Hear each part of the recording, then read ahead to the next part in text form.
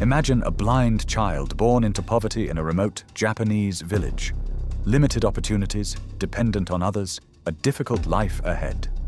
But you know what? Life sometimes surprises us, sometimes for good, sometimes for bad. This is one of those bad surprises. This little blind boy would grow up to do something almost unbelievable. He would spread across multiple countries, gather tens of thousands of followers, and create one of the most dangerous cults history has ever seen. OM Shaka, a mysterious blind leader, a group of mesmerized disciples. But it was so much more than that. Shoko Asahara, along with his followers consisting of the country's brightest minds, would use chemical weapons of mass destruction to carry out the largest mass killings in Japan's modern history. My friends, you've heard of cults before, I know. But I'm asking you right now to forget everything you know about cults. Because as we dive deep into this Japanese cult with its bizarre beliefs that don't even fit into our wildest imaginations, you're about to witness something truly shocking.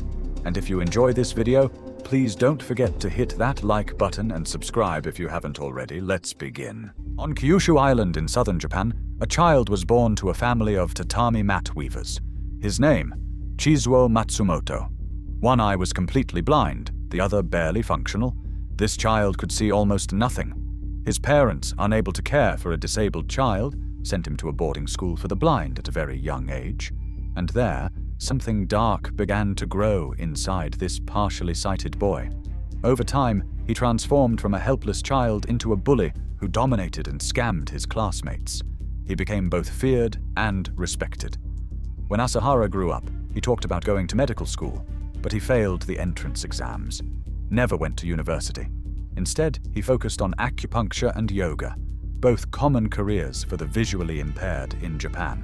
In 1978, he met and married Tomoko Ishii, a university student. Around this same time, he discovered the writings of Nostradamus, the 16th century French physician and prophet who wrote extensively about the end of the world, and that's when it started. The apocalypse, the end times. It became his obsession. By 1984, Asahara opened a small, one-room yoga school. Classes started small, but as the number of people searching for meaning grew, the community expanded rapidly. And Asahara had something special. He was a charismatic blind man, radiating an aura of wisdom and divinity, a compassionate father figure. People wanted to believe in him. During classes, he spread his message to students. A nuclear war would soon bring about the end of the world, and only the chosen few would survive. This wasn't just yoga anymore. This was prophecy. A few years later, seeking enlightenment, Asahara embarked on a journey to the Himalayan mountains. He stayed there for some time with monks, studying Hinduism and Buddhism, practicing various meditations. When he returned home with photos of himself alongside high-ranking Tibetan monks, including the Dalai Lama, he used these pictures to present himself as an internationally respected religious figure. And it worked. Brilliantly. Now believing he had become a true guru, he decided to create his own religion, a mixture of his own prophecies. He took Buddhism from world religions, blended it with Hindu gods, and added the concept of Armageddon. Armageddon, the name of the great apocalyptic war that would occur when the world's end came. And so, in 1987, with a handful of disciples, Asahara founded OM Shaka, meaning Supreme Truth. Shortly after, he changed his name from Chizuo Matsumoto to Shoko Asahara. As time passed, Asahara's claims became bolder.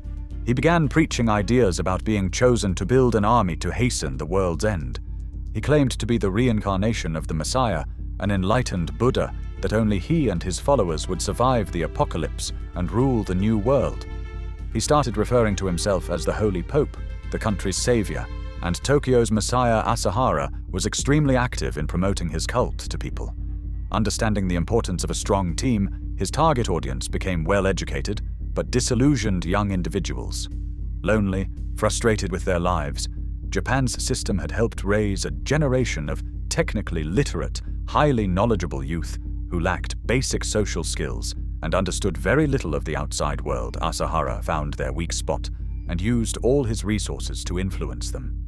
He took his message to the nation's youth through magazines, videos, and books, appealing to those who felt lost and alienated. He then gave speeches at the country's best universities, promising them a simpler, more meaningful life.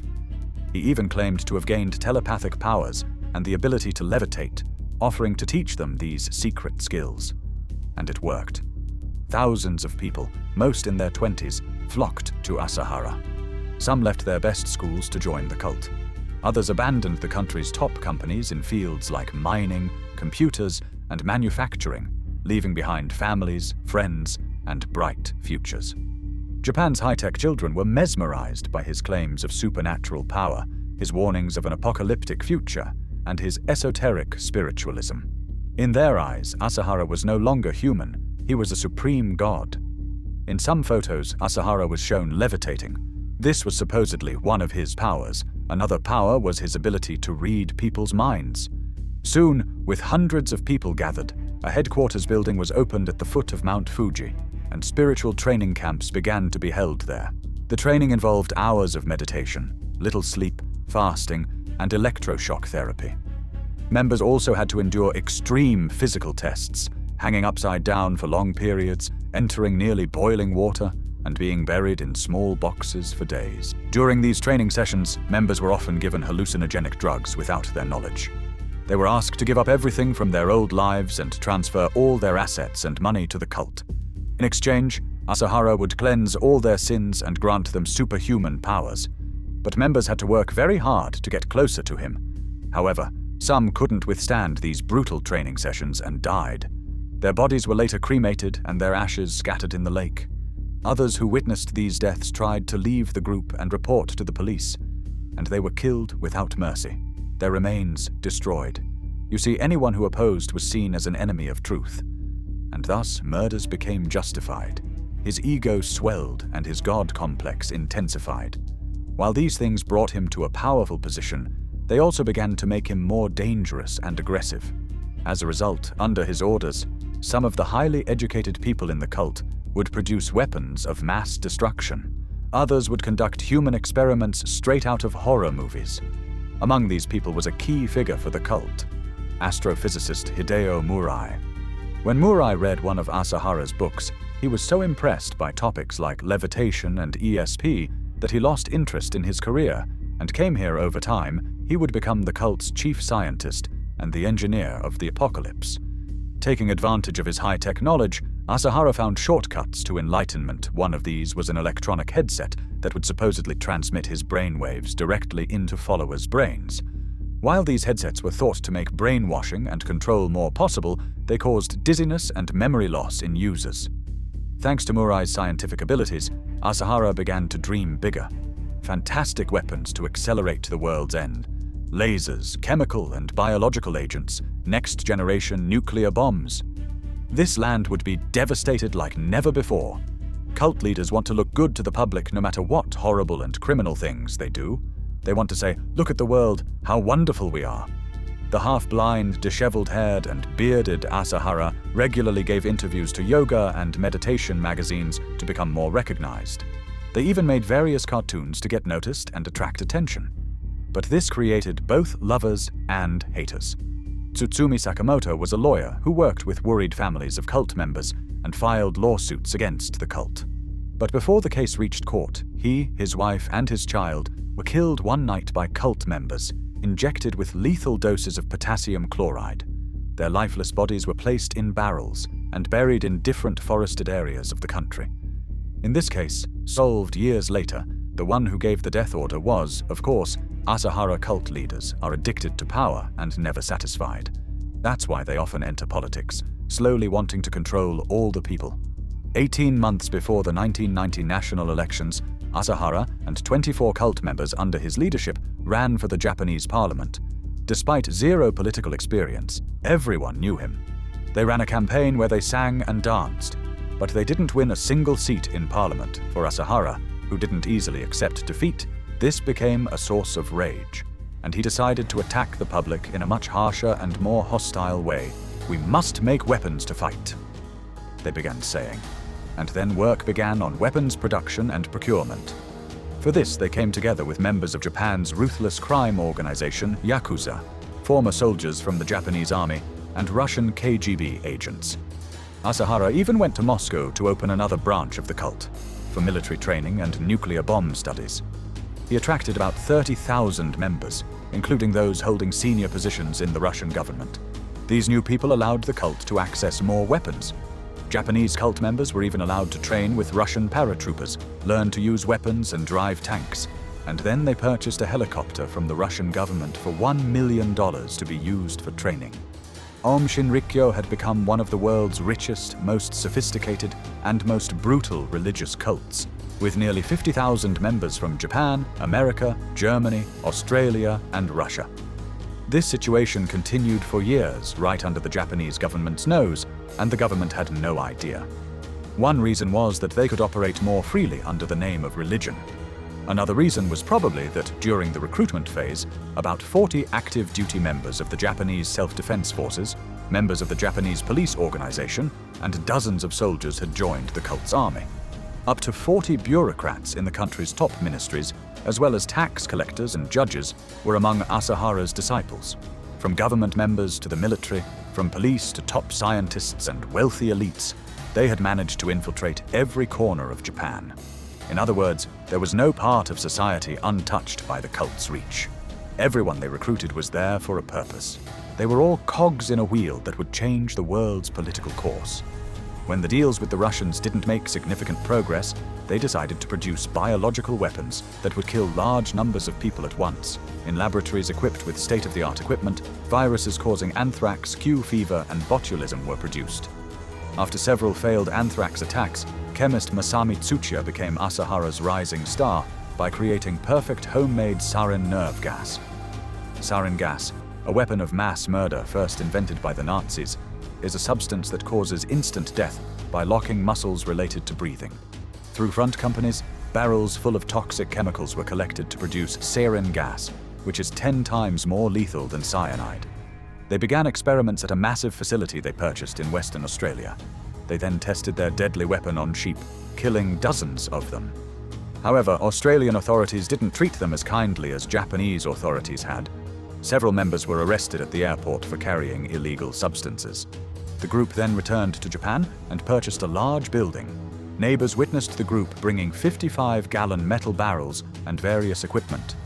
Although no one knew exactly what they were doing was successfully producing a weapon of mass destruction. The cult, equipped with superpowers and weapons of mass destruction, now lacked only one thing: a state. In 1994, Asahara issued a comprehensive reorganization order, establishing a shadow government, and even drafting a constitution outlining the duties of the new nation and its people.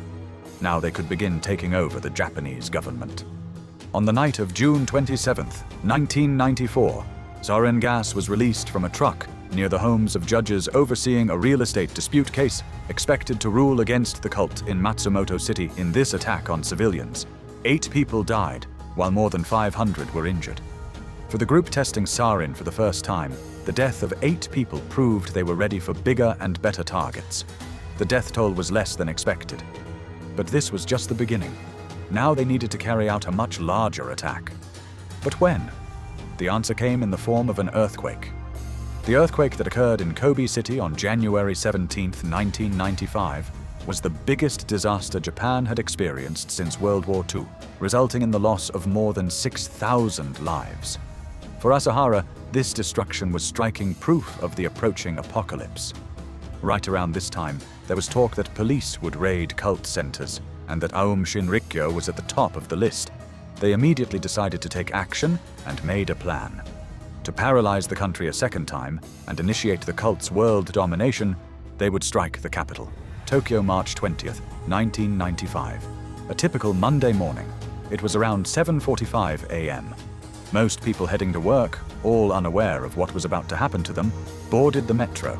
The 5 members of the assassination team, who specifically chose these rush hours, blended into the crowd and boarded 5 trains at different ends of the vast metro network. Each wore a surgical mask and carried packets of liquid sarin wrapped in newspaper inside plastic bags containing approximately 1 liter. These 5 trains would converge at the Japanese Parliament building that governs 125 million people. A few stops before the convergence point, They placed the deadly packets on the train car floors and punctured holes with umbrella tips. When the doors opened, each dove into the crowd and ran to the area where getaway cars awaited them. Meanwhile, a total of 11 bags of sarin gas on the trains were rapidly advancing toward the city center with thousands of unfortunate passengers. As the invisible gas spread, passengers began choking and groaning with nausea. Some passengers collapsed to the floor, their bodies convulsing violently while foam spewed from their mouths. When the train stopped, announcements were made at stations to evacuate as passengers staggered toward exits with limited vision and dizziness. Sidewalks and streets were filled with casualties. As police and ambulances arrived at the train's destinations, they couldn't reach everyone at once because of the multiple simultaneous attacks. Streams of blinded, disoriented victims tried to make their way to nearby hospitals on their own. Doctors, seeing symptoms similar to the attack about a year earlier, administered atropine, the antidote to sarin, to patients. But for some, it was already too late. As a result of the attack, 14 people died, while more than 6,000 were injured, many left blind and paralyzed. As fear gripped the entire nation, Japan's image as one of the world's safest countries was shattered. Citizens were afraid to board trains, and trash cans at stations were removed. Within a short time, rumors began circulating that Aum Shinrikyo was behind the attack. 2 days after the attack, police raided the cult's headquarters at the foot of Mount Fuji. They found a massive sarin production facility, enough sarin stockpile to kill 4 to 10 million people, a Russian military helicopter, explosives, laboratories equipped to produce LSD and meth, millions of dollars in cash, and dozens of people held in cells. But Asahara was nowhere to be found. The strange thing was that a week after the attack, the cult's chief scientist Hideo Murai was stabbed in the stomach by a Korean Yakuza member while giving interviews in front of dozens of news cameras outside the cult headquarters. He died hours later. Finally, on May 16th, Asahara was found meditating hidden in a space the size of a large box, tucked high inside the wall of a cult building. Dressed in riot gear and watched by millions on television, Japanese police used a massive saw to cut through the steel walls outside the small space where he was hiding. As the arrest warrant was read, Asahara displayed an almost supernatural calm. The only thing he said as he was taken away was, "I understand." The low death toll had upset him. That same day, one of the cult members mailed a bomb to the Tokyo governor's office. Although the governor wasn't injured, his secretary lost several fingers. Several months later, 4 bombs containing enough cyanide to kill 100,000 people were placed in the Tokyo metro. But the attack failed because the fuses malfunctioned. After all this chaos, the cult's master plan had failed. They couldn't overthrow the government. While being convicted of various crimes, he and 12 others involved in the murders were sentenced to death years past, and after decades of appeals, in 2018, they were all executed by hanging. It's quite ironic that a cult leader who supposedly had the ability to levitate died by hanging. Thus, the cult's attempt to create a new world came to an end. After all this, the Japanese government banned the cult's activities and labeled them a terrorist group. Cult spokesman Fumihiro Joyu, after serving a 4-year sentence, was released from prison and continued following Asahara's teachings, changing the cult's name from Aum Shinrikyo to Aleph. Finally, Joyu established a new group called Hikari no Wa and legally continues the cult to this day. This event was extremely important for 2 reasons. First, Aum Shinrikyo was the first and only terrorist group to successfully use a weapon of mass destruction. And second, this act was carried out by a Buddhist religious group that embraced the principle of non-violence. What happens when you combine a crazy, intelligent, and ruthless leader with a group of brilliant scientists, psychopaths determined to commit indiscriminate murder and bring about the end of the world? We just learned. The story of Aum Shinrikyo really does feel like it came out of the world of science fiction novels and thriller movies. But unfortunately, these are the facts. And the truly frightening thing is that they won't be the last. Shoko Asahara was one of the most extraordinary personalities to ever pass through this world. What do you think is the real reason why these people, especially young people who call him God, unconditionally do everything he says and continue to believe in him even after his death, fall into such cults and become blind enough to do things the human mind cannot comprehend? And how can this be prevented? Please don't forget to share your thoughts in the comments. Now I'm going to prepare my next content for you. Take care of yourselves. See you soon.